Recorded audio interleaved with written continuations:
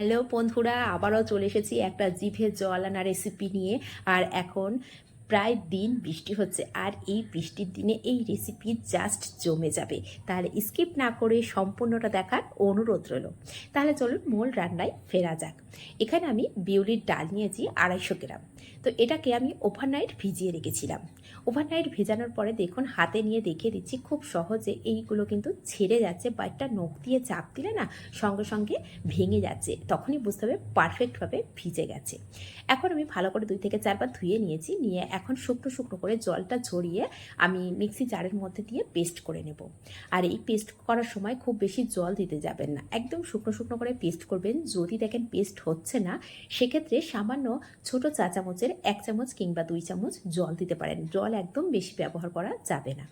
যাই হোক, পেস্ট আমার খুব ভালো করে স্মুথভাবে করে নিয়েছি, সেটা আমি হাত দিয়ে একবার দেখালাম, সেটা বুঝতেই পেরেছেন। তো এখন আমি একটা বড় পাত্রের মধ্যে এই সমস্ত পেস্টটাকে ঠেলে নেব। ঠেলে নিয়ে এখন ভালো করে একটু ফেটিয়ে নেব। ঠিক হাত দিয়ে একই ডাইরেকশানে ফেটাতে হবে। এতে করে কি হবে, যে বড়াগুলো রেডি করব না, সেটা কিন্তু খুব ভালো করে ফুলবে। বা এখনই দেখতে পাচ্ছেন একই ডাইরেকশানে যদি ঘুরাইয়ে আমি ফেটিয়ে নিচ্ছি, এটা কিন্তু অনেক তাড়াতাড়ি ফ্লপি ভাবটা চলে আসছে। আর এটা পারফেক্টভাবে হয়েছে কিনা তার জন্য রয়েছে একটা টিপস। এখানে ছোটো একটা বাটিতে আমি 1 বাটি জল নিয়েছি, আর এখান থেকে কিছুটা অংশ নিয়ে এই জলের মধ্যে দিয়ে দেব। আর দেখুন এই যে ডালের যে মিক্সারটা আমি দিয়ে দিয়েছি, সঙ্গে সঙ্গে কিন্তু একদম ওপরে ফুলে রয়েছে বা ভেসে আছে, একদম খেয়াল করে একটু বুঝতে পারবেন। তখনই বুঝতে হবে যেটা পারফেক্টভাবে ফেটানো রেডি হয়ে গেছে। তো এখন সমস্তটাকে এক জায়গায় আমি নিয়ে নিচ্ছি, নিয়ে এর মধ্যে কিছু উপকরণ মেশাবো। তো আমি হাতটাকে ভালো করে পরিষ্কার করে নিয়েছি, নিয়ে খুব সামান্য একটু লবণ দিয়েছি। লবণের পরিমাণটা একদম বেশি দেওয়া যাবে না। একটা চা চামচের 4 ভাগের 1 ভাগ লবণ দিয়েছি। আর হাফ চামচ দিয়েছি জিরে, হাফ চামচ মৌরি দিয়ে ভালো করে একটা চামচ দিয়ে মিশিয়ে নিচ্ছি। তো চামচ দিয়ে আমার মনে হয় না যে খুব ভালো মেশানো যায়, সেজন্য আমি এটাকে আবার হাত দিয়ে ভালো করে একটু মিশিয়ে নিচ্ছি। তার আগে আমি হাতের মধ্যে একটু জল দিয়ে নিচ্ছি। এইভাবে জল দিয়ে নিলে কী হবে না, হাতের মধ্যে খুব বেশি এই যে মিশ্রণটা আছে সেটা কিন্তু লেগে যাবে না। তো ভালো করে একবার হাত দিয়ে প্রথমে মিশিয়ে নেব। মিশিয়ে নিয়ে আমি হাতটাকে পরিষ্কার করে আবারও যখন বড়াগুলো রেডি করব না, হালকা করে হাতটা ভিজিয়ে নেব। এতে করে কী হবে, বড়াগুলো খুব সুন্দর গোল গোল হবে। তো এখন আমি হাতটাকে একটু পরিষ্কার করে নেব। দেখুন অনেকটাই পরিষ্কার করে নিয়েছি, নিয়ে জলের মধ্যে হাতটা ডুবিয়ে নিচ্ছি। আর এখান থেকে বড়া যে সাইজের করব বা আপনারা যে সাইজের করতে চান, ঠিক সেই সাইজের সামান্য একটু অংশ তুলে নিতে হবে। নিয়ে দেখুন হাত দিয়ে এইভাবে একটু গোল করে নিচ্ছি। বড়াগুলো দেখতে কতটা গোল হয়েছে, আর আমার হাতের মধ্যেও কিন্তু লেগে যাচ্ছে না। কারণটা হচ্ছে জল দিয়ে নিয়েছি তাই। তো যতক্ষণ আমি ফেটিয়ে নিচ্ছিলাম, তখন আমি গ্যাসের মধ্যে একটা কড়া বসিয়ে দিয়েছি। তার মধ্যে পরিমাণ মতো তেল দিয়ে মিডিয়াম ফ্লেমে রেখে তেলটাকে মিডিয়াম গরম করে নিয়েছি। এই সময় তেলটা কিন্তু খুব বেশি গরম করে নেওয়া যাবে না। আর এখন যখন বড়াগুলো দিচ্ছি না, তখন খেয়াল করছেন যে বড়াগুলো থেকে সাইড থেকে যে বাবলস উঠছে, সেটা দেখেও কিন্তু তেলের টেম্পারেচারটা বোঝা যায়।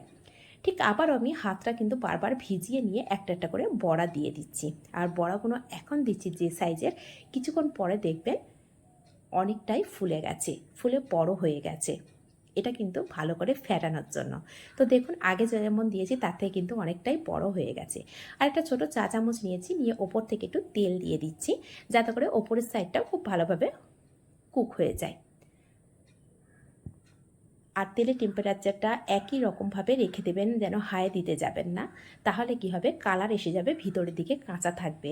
আর এই মিডিয়াম টু লো ফ্লেমে রেখে ভাজা করলে কী হবে, কালারটাও খুব সুন্দর আসবে, আর ভিতর থেকে ভাজাটাও হয়ে যাবে পারফেক্টভাবে। এখন একটা সাইড হয়ে গেছে, আমি এখন উল্টে পাল্টে আরেকটা সাইড ভাজা করে নেব। আর কালারটা দেখুন কতটা সুন্দর এসেছে, খেতে ভীষণ টেস্টি হয় রেসিপিটা। আর যদি আগে থেকে কিছু তৈরি করে রাখা যায়, যেমন চাটনি, গ্রিন চাটনি, এইগুলো যদি তৈরি করে রেখে দেওয়া যায় না, যখন বড়াগুলো রেডি করে নিয়ে সঙ্গে সঙ্গে কিন্তু সময়টা কম লাগে। আর একসঙ্গে সব তৈরি করতে গেলে সেক্ষেত্রে একটু ঝামেলা বলেই মনে হয়। তো আজকে যেহেতু আমি রেসিপিটা দেখাচ্ছি, সেজন্য সব কিছু একসঙ্গেই দেখাচ্ছি। আমি বড়া তৈরি করাও দেখালাম, আর এমনকি 2 রকমের চাটনিও দেখিয়ে দেবো। গ্রিন চাটনিটাও দেখাবো, যে তেঁতুলের মিষ্টি চাটনি হয় সেটাকেও দেখিয়ে দেবো। তো যাই হোক, কথায় কথায় আমার সব বড়াগুলো ভাজা হয়ে গেছে, আর আমি একটা পাত্রের মধ্যে তুলে রাখছি, দেখতে পাচ্ছেন। এটা আমি স্টোর করে রেখে দেবো 2-4 দিন পরে খাওয়ার জন্য, বা যখন বাচ্চা বায়না করবে সেই সময়। আর কিছুটা বড়া আমি এখন রেডি করব। তো তার জন্য একটা বড় পাত্র নিয়ে নিয়েছি। এই পাত্রের মধ্যে দিয়ে দেবো 1 টেবিল চামচ, সরি 1 টেবিল চামচ না, চা চামচের 1 চামচ লবণ, আর চা চামচের 2 চামচ চিনি। দিয়ে ভালো করে একটু জলের সঙ্গে মিশিয়ে নেব। নিয়ে যে বড়াগুলো এখন আমরা খাবো বলে রেডি করব, ঠিক সে কটাই আমি এই জলের মধ্যে দিয়ে দেব। আর কিছুটা বড়া কিন্তু আমি তুলে রেখে দিয়েছি।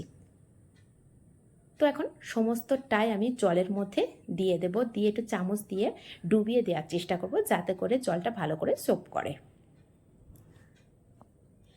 আর এর ফ্লেভারটা আরও একটু ভালো আনার জন্য এর মধ্যে দেব সামান্য একটা তড়কা। এই তড়কাটা দেওয়ার জন্য না দারুণ একটা টেস্ট আসে এই দই বড়ার মধ্যে। তো এখন এটাকে একটা ঢাকা দিয়ে সাইড করে রেখে দেবো। দিয়ে আমি একটা গ্যাসের উপরে তড়কা প্যান বসিয়ে দেব। আপনারা চাইলে যে কোনো কড়া বসাতে পারেন, তো আমি একটা ছোট তড়কা প্যান নিয়েছি। নিয়ে এর মধ্যে দিয়ে দেব 1 চামচ তেল। তেলের পরিমাণটা খুব বেশি না, অল্প পরিমাণে তেল ব্যবহার করেছি। এখন দিয়ে দেব 1/2 চামচেরও একটু কম সর্ষে, কালো সর্ষে নিয়েছি এখানে, সর্ষে নিয়েছি। আর এখানে একটা চা চামচের 3 ভাগের 1 ভাগ মেথি দানা দিয়েছি। আর 1/2 চামচ দিয়ে দেব গোটা জিরে। যদি হাতের কাছে গোটা ধনে থাকে সেক্ষেত্রে 1/2 চামচ গোটা ধনে দিতে পারেন। তো এখানে আমি আদা কুচি দিয়েছি, যেহেতু আমার কাছে গোটা ধনেটা একদমই ছিল না সেই জন্য আমি স্কিপ করে গেছি। গিয়ে এখানে আদা কুচি দিয়েছি, অবশ্যই আদা কুচিটা দেবেন। তো দিয়ে একটু হালকা করে একদম লো ফ্লেমে ভাজা করে নিয়েছি। আর ভাজা করা একদম প্রায় হয়ে গেছে, শেষ মুহূর্তে দিয়েছি কারি পাতা। এই যে তেলটা গরম আছে না, এই গরমে কারি পাতাটা খুব সহজে ভাজা হয়ে যাবে। এই পর্যায়ে ফ্লেমটাকে আমি অফ করে দেব। ফ্লেমটাকে অফ করে এই যে তরকাটা রেডি করেছি না, তরকাটা দিয়ে দেবো। এখন যে বড়াগুলো ভিজিয়ে রেখেছিলাম সেই বড়ার মধ্যে দিয়ে দিচ্ছি। দিয়ে ভালো করে একটু মিশিয়ে দেব যাতে করে পুরো ফ্লেভারটা সমস্ত এই বড়ার মধ্যে চলে যায়। দিয়ে এটাকে সাইড করে এখন 10 থেকে 15 মিনিট রেখে দেবো। তরকা প্যানটা পরিষ্কার করে আবারও বসিয়ে দিয়েছি, দিয়ে একটা মশলা রেডি করে নেব। আর এই মশলাটা দিলে না দই বড়ার টেস্ট আরও 10 গুণ বেড়ে যাবে। তো এখন আমি দিয়ে দিচ্ছি 1/2 চামচ মৌরি। আপনারা চাইলে বেশি পরিমাণে তৈরি করে রেখে দিতে পারেন, যখন দই বড়া বানাবেন তখনই কিন্তু এই মশলাটা ব্যবহার করতে পারেন। আর এখানে দিয়ে দিলাম 2টো শুকনো লঙ্কা, 1/2 চামচ গোটা জিরে। আর যদি গোটা ধনে থাকে সেক্ষেত্রে অবশ্যই 1/2 চামচ গোটা ধনে দিতে পারেন। আর এখানে দিয়ে দিলাম অল্প সামান্য পরিমাণে একটু লবণ, দিয়ে হালকা করে ভাজা করে নেব। আর এখানে আমার কাছে গোটা ধনে নেই যেটা বললাম, সেই জন্য এখানে আমার কাছে গুঁড়ো করা ধনে আছে, সেটা রোস্টেড না, সেই জন্য একদম ফ্লেমটা অফ করে আমি 1/2 চামচ ধনে গুঁড়ো এটার মধ্যে মিশিয়ে দেব। দিয়ে একসাথে আবারও মিক্সি জারে দিয়ে গুঁড়ো করে নেব। তো এখন এই যে আমি দিয়ে দিচ্ছি এটা ধনে গুঁড়ো 1/2 চামচ। তো সমস্ত উপকরণগুলো আমি মিশিয়ে রেডি করে নেব, মিক্সি জারে দিয়ে গুঁড়ো করে রেখে দেব সাইড করে। দিয়ে এখন দইটাকে রেডি করে নেব। তো দইটা রেডি করার জন্য একটা পাত্র নিয়ে নিয়েছি। তো যতটা পরিমাণে আমি এখন তৈরি করব তার জন্য প্রায় মিনিমাম আমি এখানে 300 থেকে 350 গ্রাম দই নিয়ে নিয়েছি।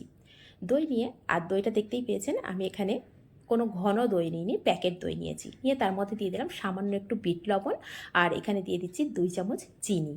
দিয়ে ভালো করে একটু মিশিয়ে নিচ্ছি। আর এটা কাঁটা চামচের সাহায্যে মিশিয়ে নিতে পারেন, বা হুইস্কার থাকলে হাতের কাছে সেটা দিয়েও মিশিয়ে নিতে পারেন।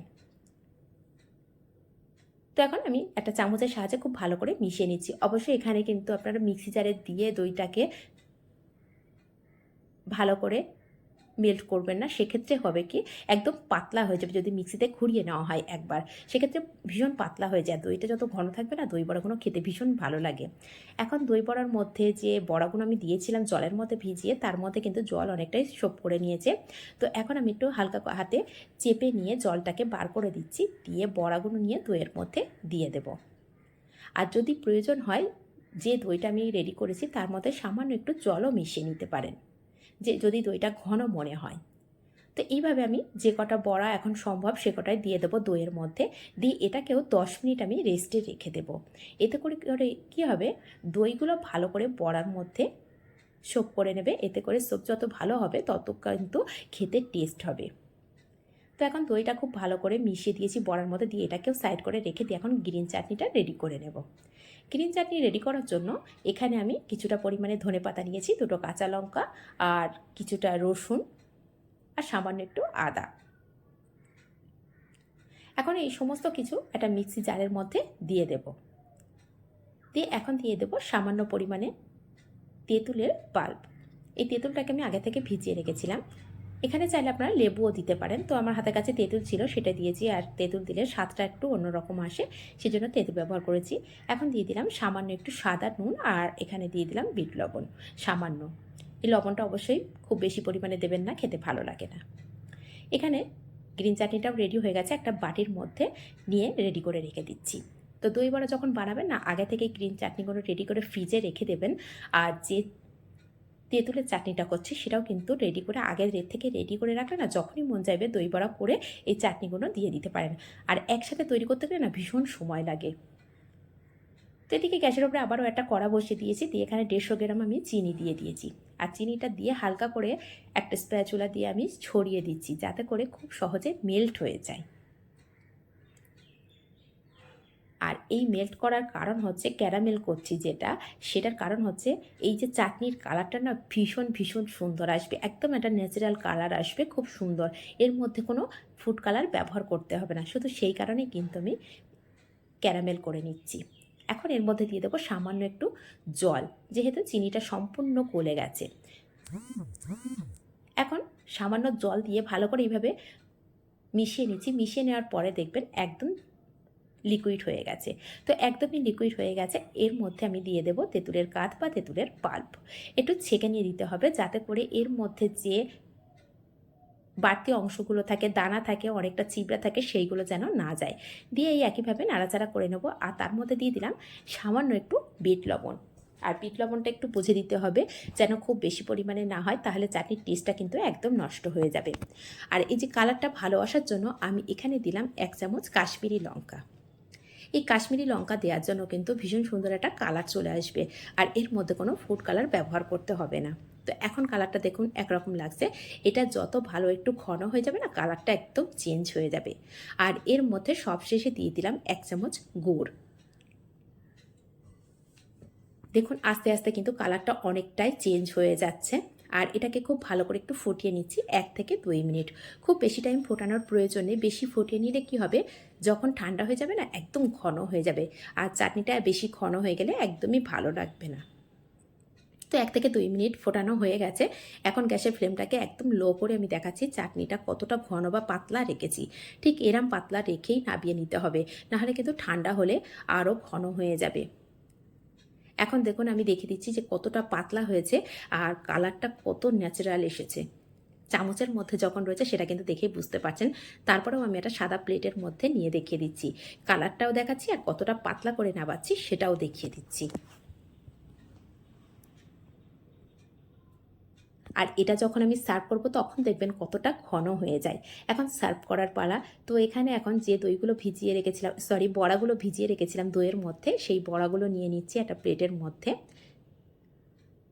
আর দইটা কতটা ক্রিমের মতো হয়েছে সেটা কিন্তু দেখেই বুঝতে পারবেন। দেখুন কত সুন্দর ক্রিমের মতো হয়েছে দইটা।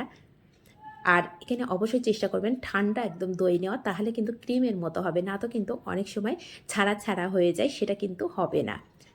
ঠান্ডা দই নিয়ে এইভাবে মেশালে, আর যদি মনে করেন দইটা খুব ছাড়া ছাড়া হয়ে যায়, সেক্ষেত্রে 2-1টা আইস কিউবও ব্যবহার করতে পারেন। তো আমার এখানে আইস কিউব ব্যবহার করার কোনো প্রয়োজন হয়নি, কারণ দইটা খুব ঠান্ডা ছিল। এখন এর উপরে দিয়ে দিলাম গ্রিন চাটনি। আর এখন দেখুন যে চাটনিটা রেডি করেছিলাম তেঁতুলের, সেইটা দিয়ে দিচ্ছি। আগের থেকে কিন্তু অনেকটাই ঘন হয়ে গেছে। এখন দিয়ে দিচ্ছি সামান্য একটু ধনেপাতা কুচি আর একটু কাঁচা লঙ্কা কুচি। আর তার উপরে দিয়ে দিলাম যে মশলাটা রেডি করে রেখেছিলাম না, সেই মশলাটা দিয়ে দিচ্ছি। দিয়ে এখন দিয়ে দেবো সামান্য একটু ঝুরি ভাজা। এই ঝুরি ভাজা দিলেই তবে কিন্তু একটা পারফেক্ট লুক চলে আসে। তাহলে কেমন হয়েছে রেসিপিটা অবশ্যই কমেন্ট করতে কিন্তু একদমই ভুলবেন না। আর যদি একটু হলেও আপনাদের ভালো লেগে থাকে, নিজেদের মানুষের কাছে শেয়ার করে রাখবেন। আর সিমতাজ কিচেনকে অবশ্যই সাবস্ক্রাইব করে রাখবেন, এতে করে যখনই কোনো নিত্য নতুন রেসিপি আপলোড করব সবার আগে পৌঁছে যাবে আপনার কাছে। যদি একটু হলেও আপনাদের ভালো লেগে থাকে তাহলে লাইক করে রাখবেন, শেয়ার করে রাখবেন, আর কমেন্ট তো অবশ্যই করবেন। আর এখানে আরেকটা কথা বলে রাখলাম, যদি মনে করেন দই বড়া খেতে ইচ্ছা করে তাহলে চাটনিগুলো কিন্তু আগের দিন করে ফ্রিজে রেখে দেবেন, মশলাটা আগের দিন করে রেখে দেবেন, তাহলে কিন্তু কোনো ঝামেলাই মনে হবে না। দই বড়া, পাপড়ি চাট এগুলো খেতে গেলে কিন্তু ভীষণ ঝামেলার কথা মনে পড়ে, সেই জন্য অনেকে করতেই চান না, কিন্তু আগে থেকে যদি প্রস্তুতি নিয়ে থাকেন তাহলে কিন্তু খুব সহজে বানিয়ে নিতে পারবেন। ধন্যবাদ।